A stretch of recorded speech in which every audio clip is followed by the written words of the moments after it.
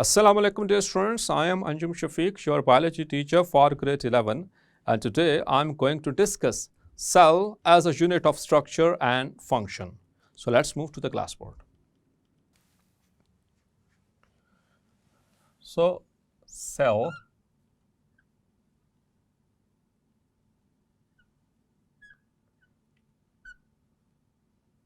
as a unit of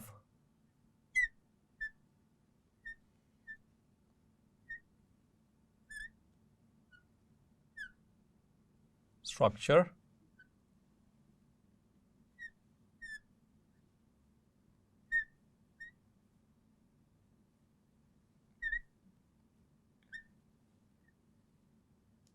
and function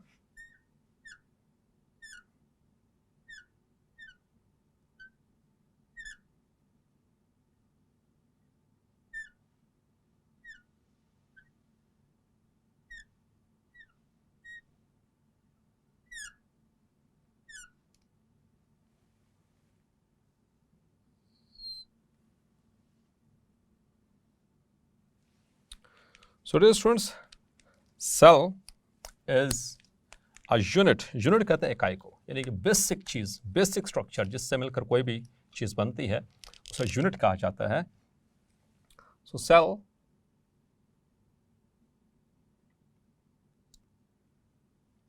is a unit of structure and function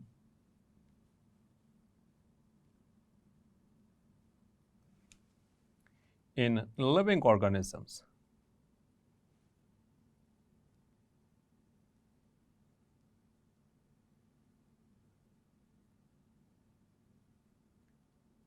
Clear? And multicellular organisms,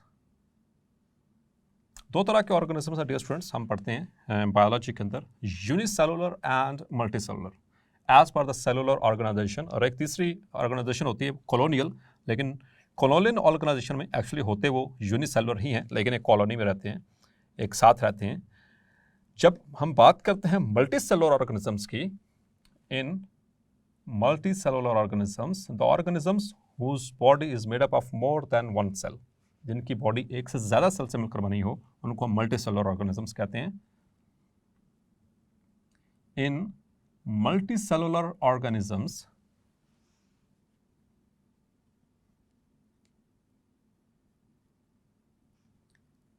there is a division of labor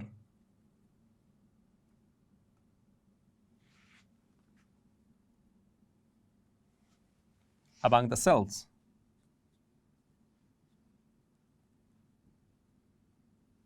अब ज़रा इस line को अच्छे से समझ लें. डिवीजन ऑफ लेबर का मतलब है कि जितने भी एक ऑर्गेनिज्म के अंदर जितने भी फंक्शंस परफॉर्म हो रहे हैं वो कोई एक सेल नहीं कर रहा, हर सेल अपना अपना फंक्शन परफॉर्म करता है, और वो इंडिविजुअली जो सिंगल सेल का फंक्शन होगा वो मिल करके उस पूरे ऑर्गेनिज्म को डिफाइन कर रहा होगा, उसको जिंदा रख रहा होगा. मीन्स के जैसे जो नर्व सेल है वो नर्व इम्पल्स ट्रांसमिशन में इन्वॉल्व है, जो मसल सेल्स हैं वो कंट्रैक्शन और रिलैक्सेशन में इन्वॉल्व हैं. ठीक है, तो हर एक डिफरेंटली कंट्रीब्यूट कर रहा है, लेकिन एक कोऑर्डिनेटेड वे के अंदर. हर एक का उसमें एक किसी, जैसे कि मैं बोल रहा हूँ तो उसमें मेरे मुख्तलिफ तरह के सेल्स जो हैं इन्वॉल्व हो रहे हैं. मेरे बोलने में मेरे मसल सेल्स, मेरे नर्वस सिस्टम, मेरा जो है वो जो विजुअल सिस्टम, मेरा हियरिंग सिस्टम इन्वॉल्व है. बहुत सारे सेल्स एक कोऑर्डिनेटेड वे के अंदर काम कर रहे हैं. सो सिर्फ बोलने के लिए, स्पीच के लिए मुख्तलिफ तरह के सेल्स इन्वॉल्व हैं और उनकी मदद चाहिए होती है. इसे कहते हैं डिवीजन ऑफ लेबर, यानी एक काम को परफॉर्म करने के लिए मुख्तलिफ तरह के सेल से मदद ली जाए, मुख्तलिफ तरह के ऑब्जेक्ट से मदद ली जाए, इसे कहते हैं division of labour. Clear? So different cells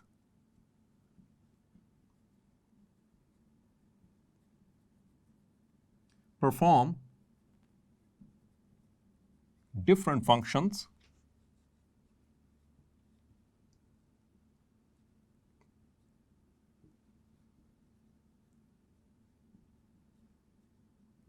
which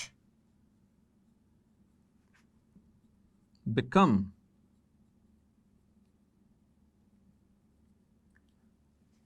the function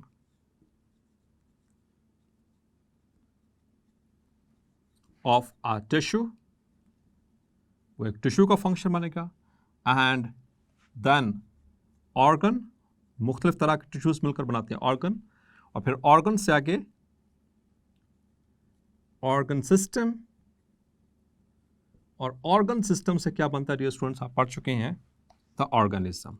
तो इस तरह से वो डिस्ट्रीब्यूट होते चले जाते हैं और उसमें हर एक की अपनी अपनी जो पहचान है, हर एक का अपना अपना फंक्शन मौजूद है, हर एक सेल अपने फंक्शन के लिए स्पेशलाइज्ड है। और डियर स्टूडेंट्स, अल्लाह ताला ने जो सेल्स बनाए हैं वो बेसिकली उनका स्ट्रक्चर इस तरह से बनाया कि वो अपने फंक्शन को परफॉर्म कर सके। ठीक है, ये वाला टॉपिक आपने ग्रेड 9 में भी पढ़ा था, the relationship of cell structure to function, यानी कि स्ट्रक्चर और फंक्शन के एतबार से एक टॉपिक था जिसमें आप पढ़ते हैं कि किसी भी सेल का जो फंक्शन है वो उसके स्ट्रक्चर के साथ रिलेटेड होता है।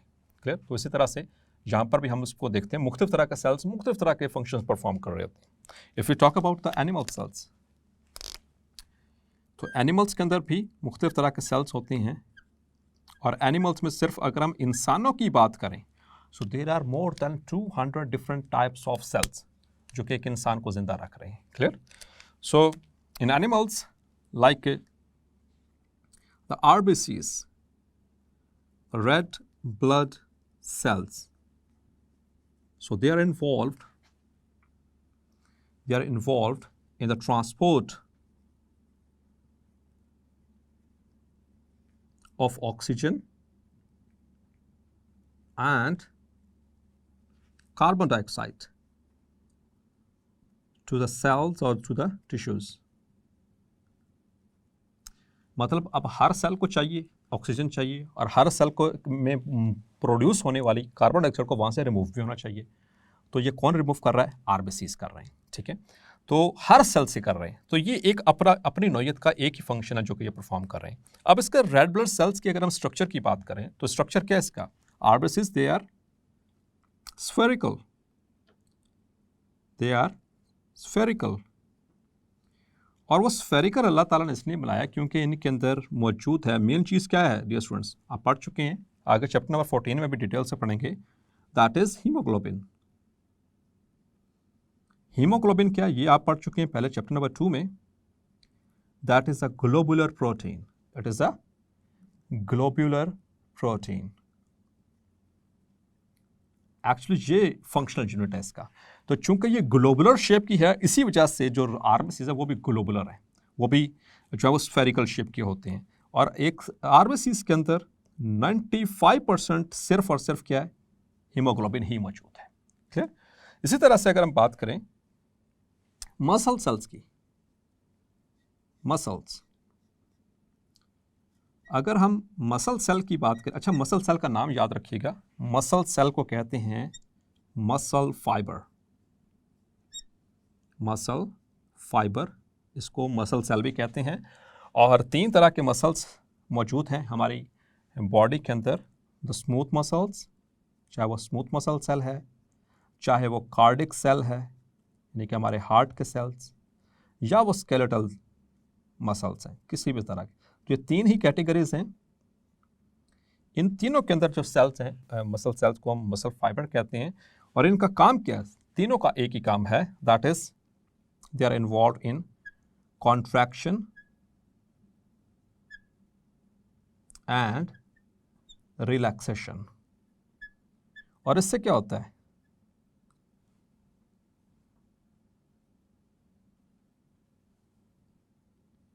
रिलैक्सेशन, उससे क्या होता है? इनके कॉन्ट्रैक्ट और रिलैक्स करने से मैं मूव कर रहा हूँ, मेरे ये मसल्स कॉन्ट्रैक्ट रिलैक्स कर रहे हैं तो मैं बोल रहा हूँ, मेरे हाथ के मसल्स कॉन्ट्रैक्ट रिलैक्स कर रहे हैं तो मैं लिख रहा हूँ, ग्रिप कर रहा हूँ, टांगों के मसल्स, इसी तरह हार्ट के मसल्स, एवरीथिंग, सो इससे मूवमेंट प्रोवाइड की जाती है। क्लियर? और मसल सेल्स देखें डियर स्टूडेंट्स, इनकी शेप देखें तो दे आर एलोंगेटेड, ये एलोंगेटेड हैं, थोड़ा सा से रेशो की तरह, फाइबर्स की तरह है। क्लियर? रस्सियों की तरह एलोंगेटेड है ताकि वो कॉन्ट्रैक्ट और रिलैक्स कर सकें, सुकड़ सकें और वापस अपनी जगह पे जा सकें। इसी तरह से अगर हम बात करें द स्टमक सेल्स और गैस्ट्रिक सेल्स, ठीक है, जो स्टमक सेल्स है dear students, they are specialized for gastric secretion, वो गैस्ट्रिक सेक्रेशन करते हैं।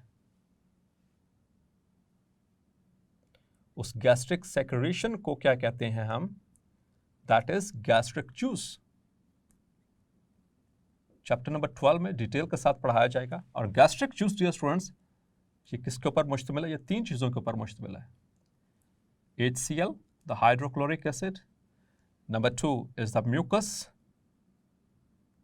And number 3 is pepsinogen.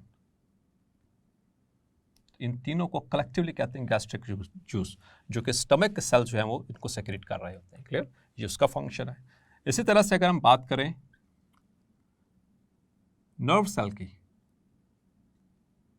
Nerve cell किसे कहते हैं? न्यूरॉन को कहते हैं। न्यूरॉन्स जो होते हैं इनका क्या फंक्शन है? They are involve in the transmission of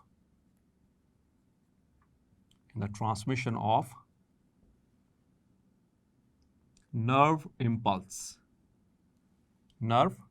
impulse, या जिसको हम मैसेज कहते हैं सादा लफ्ज़ों में।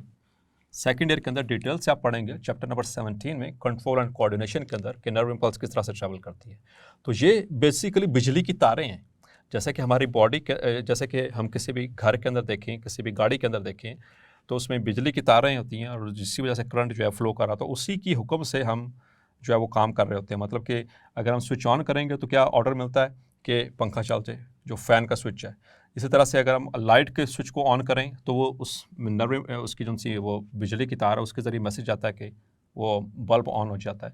इसी तरह से ये नर्व सेल्स यानी न्यूरॉन्स होते हैं, दे आर एलोंगेटेड। इसका स्ट्रक्चर भी आप पहले पढ़ चुके हैं, मज़ीद भी आगे चल कर पढ़ेंगे बायोलॉजी के अंदर कि एलोंगेटेड होते हैं ऐसे फाइबर्स, क्योंकि उन्होंने एक जगह से दूसरी जगह पे मैसेज को लेकर के जाना होता है। ये बेसिकली बिजली की तारों का काम कर रहे होते हैं। ठीक। इसी तरह से अगर हम बात करें, if you talk about the other cells in the body like the glands। अब जो ग्लैंड्स हैं हमारी बॉडी में 2 तरह के हैं। ग्लैंड्स, जो ग्लैंड सेल्स होते हैं वो करते हैं सेक्रेशंस। अब वो सेक्रेशन डिपेंड करेगा कि कौन सा ग्लैंड है, वो एक्सोक्राइन ग्लैंड है या एंडोक्राइन। एंडोक्राइन ग्लैंड होगा तो क्या सेक्रेट करेगा? हार्मोन। एक्सोक्राइन ग्लैंड होगा तो क्या करेगा? एंजाइम्स और जूसेस को सेक्रेट करेगा। सो इस तरह से मुख्तलिफ सेल्स जो हैं और उनकी शेप भी वैसे बनेगी। ठीक। इसी तरह से अगर हम बात करते हैं, थोड़ा सा और मूव करते हैं आगे प्लांट्स की तरफ। इन case of plants,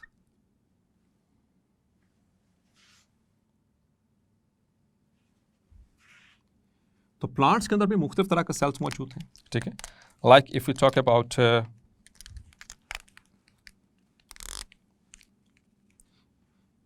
about the xylem, तो जाइलम किस में इन्वॉल्व है? It is involve in the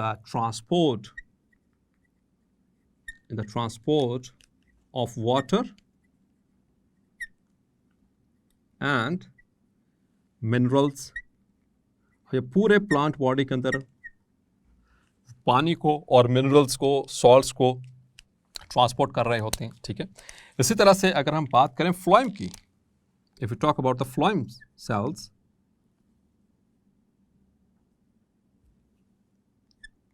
phloem cells, so they are involved in the translocation of food,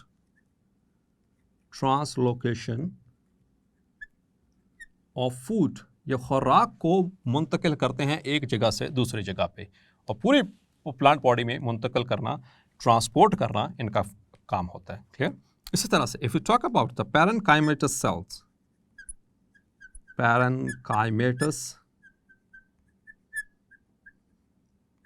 cells, so they have got large vacuoles, so they have the ability to store surplus, extra यानी surplus food जो होता है, खुराक जो होती है उसको store करते हैं, चाहे वो पानी की शक्ल में है, चाहे वो सुक्रोज की शक्ल में है, एनीथिंग। ठीक है, तो उसको स्टोर करने की खासियत अल्लाह ताला ने पैरेन्काइमेटस सेल्स में रखी। इसी तरह से क्लोरेन्काइमेटस सेल्स,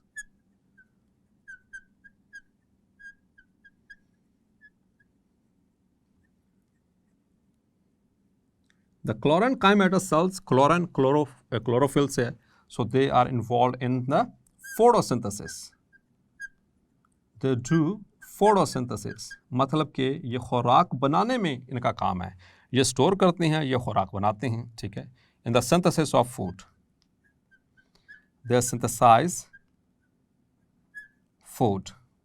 इसी तरह से अगर हम बात करें प्लांट्स के अंदर, the sclerenchymatous tissues, sclerenchymatous cells which make the sclerenchyma tissue, they are involved to support, they support the adult plant. ये adult plant को सपोर्ट करते हैं, उनको ज़मीन के ऊपर खड़ा रहने में मदद देते हैं। इसी तरह से हम बात करें कॉलनकाइमा सेल्स, कॉलनकाइमा सेल्स, तो इनका काम भी सपोर्ट है, लेकिन बेबी प्लांट्स के अंदर या सॉफ्ट प्लांट्स के अंदर, सॉफ्ट पार्ट्स जो होते हैं प्लांट की, दे सपोर्ट बेबी प्लांट, मतलब कि न्यूली फॉर्म जो प्लांट होता है वो सॉफ्ट होता है, उनके सॉफ्ट पार्ट्स को, या फिर एडल्ट प्लांट के सॉफ्ट पार्ट्स को। और soft parts of an adult plant, so that is its function. इसी तरह से अगर हम बात करते हैं मेरिस्टेमेटिक टिश्यू की, meristematic cells which make the meristematic tissue, so they are involved in cell division. They are the only cells which can do cell division, यानी इनके अंदर सिर्फ खासियत है कि ये डिवाइड हो सकते हैं, बाकी कोई भी सेल जहाँ पर प्लांट में ये मेरिस्टेम सेल्स होती हैं वहीं पर ही सेल डिवीजन होती है और वहीं पर ही प्लांट जो है वो ग्रोथ कर सकते हैं, ठीक है। नाउ डियर स्टूडेंट्स, हम बात करेंगे structure of a generalized cell की। So we talk about the structure of a generalized cell,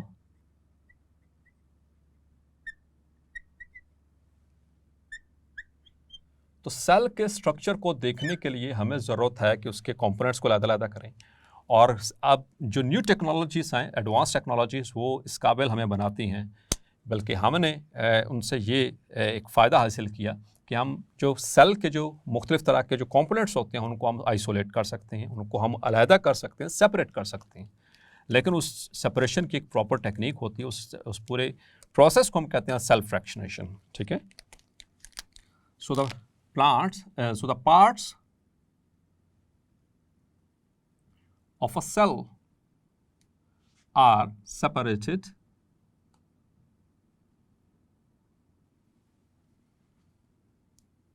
by a process called cell fractionation. Cell fractionation. Fraction का मतलब क्या होता है? हिस्सा। सेल फ्रैक्शनेशन का मतलब सेल के हिस्से करना। अब cell fractionation, dear students, it is achieved, this is achieved by a process and by a technique. The cell fractionation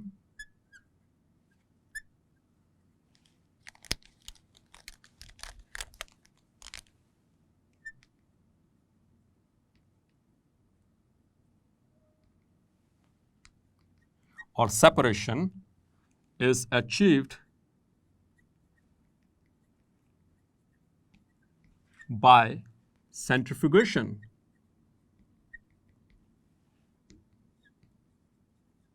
और सेंट्रीफ्यूगेशन में क्या किया जाता है? एक मशीन इस्तेमाल की जाती है जो आपने शायद मूवीज़ में या ड्रामास में देखी हो। लैब्स के अंदर अगर आपने ऑब्जर्व किया हो तो एक मशीन होती है जो रोटेट करती है, ठीक है, जिसमें टेस्ट ट्यूब्स होती हैं, डाली जाती, प्लेस की जाती हैं और उसको ऐसे घुमाती है। वहाँ पर सेंट्रीफ्यूगल फोर्स उनके ऊपर एक्ट करती है और वो उनके पार्ट्स को अलग-अलग कर देती है। So for this purpose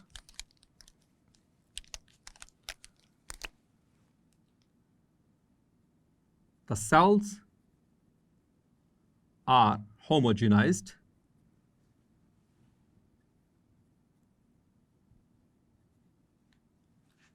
or disrupted by special techniques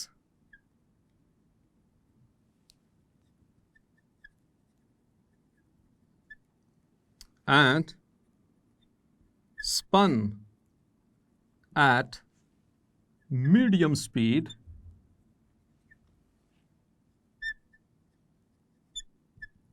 in centrifuge machine.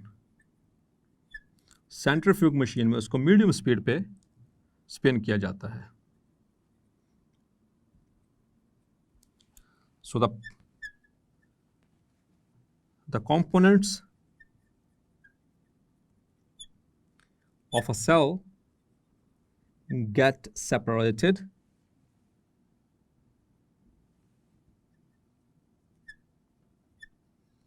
on the basis of density gradient. तो जिस तरह से टेस्ट ट्यूब होती है, टेस्ट ट्यूब के अंदर आपने डिसरप्ट करके सेल को डाला, ठीक है, और इसके अंदर एक डालते हैं लिक्विड मीडियम जिसको हम डेंसिटी ग्रेडियंट मीडियम कहते हैं. आमतौर पर होता है सीजियम क्लोराइड. सीजियम क्लोराइड तो उसमें जब ये स्पन करती है तो आयंस की ग्रेडियंट बन जाता है. तो नीचे हाई ग्रेडियंट और जैसे जैसे ऊपर मूव करते जाते हैं तो ग्रेडियंट लो होता जाता है. सो नीचे हाई, ऊपर की तरफ लो डेंसिटी. तो जहाँ पर जिस ऑर्गेनेल की या जिस पार्ट की डेंसिटी इसके साथ डेंसिटी ग्रेडियंट मीडियम के साथ मैच करेगी, वो वहाँ पर उसकी लेयरिंग बनना शुरू हो जाएगी. तो मुख्तलिफ तरह की लेयर्स बन रहेगी, उनको हम फिर सेपरेट कर लेते हैं. सो इस तरह से उनको हम फिर अब माइक्रोस्कोप के अंदर, इलेक्ट्रॉन माइक्रोस्कोप के अंदर या लाइट माइक्रोस्कोप के अंदर उसको ऑब्जर्व कर सकते हैं. क्लियर. और कुछ ऐसे पार्ट होते हैं सेल के जो आम मीडियम स्पीड के ऊपर वो अलहदा नहीं होते, उसके लिए फिर आपको चाहिए अल्ट्रा सेंट्रीफ्यूगेशन. ठीक है. सो सम components need high speed to be separated. This is called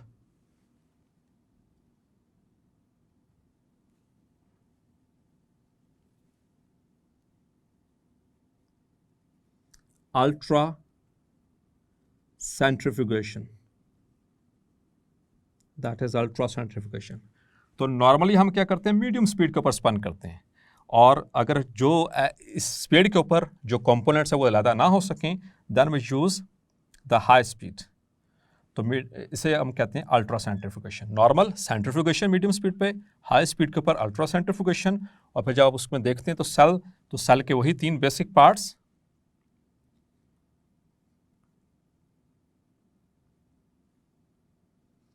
the plasma membrane, एक आउटर कवरिंग है उसकी, और cell wall in case of plant cells and other some one. तो लेकिन प्लाज्मा मेम्ब्रेन सबके अंदर मौजूद है. और फिर उसके बाद द साइटोप्लाज्म जो फ्लूइड होता है उसके अंदर, उसके नीचे मौजूद, जिसके अंदर उसके ऑर्गेनल्स मौजूद हैं. And the third thing is the nucleus in the centre. Clear. जो कि बिल्कुल सेंटर में आमतौर पर एनिमल सेल्स में, प्लांट सेल में थोड़ा सा हट के होता है. सो ये डिफरेंस में हम इसको डिस्कस कर लेंगे. क्लियर. और साथ में आप देखेंगे सेल वॉल, लेकिन सेल वॉल एडिशनल है. ठीक है. It is an additional structure which is present not in all organisms but in plants and fungi and prokaryotes etcetera etcetera. Clear. So this is how this is the structure of a generalized cell. So dear students, आपने देखा कि किस तरह से अल्लाह ताला ने मुख्तलिफ sales को फंक्शन परफॉर्म करवाने के लिए उनके स्ट्रक्चर को भी उसी तरीके से डिज़ाइन किया. सो होपफुली आज का लेक्चर भी आपको क्लैरिफाई हो गया होगा. मिलते हैं नेक्स्ट लेक्चर में और डिस्कस करेंगे the difference between animal and plant cell. तब तक अपना ख्याल रखिएगा. अल्लाह हाफिज़.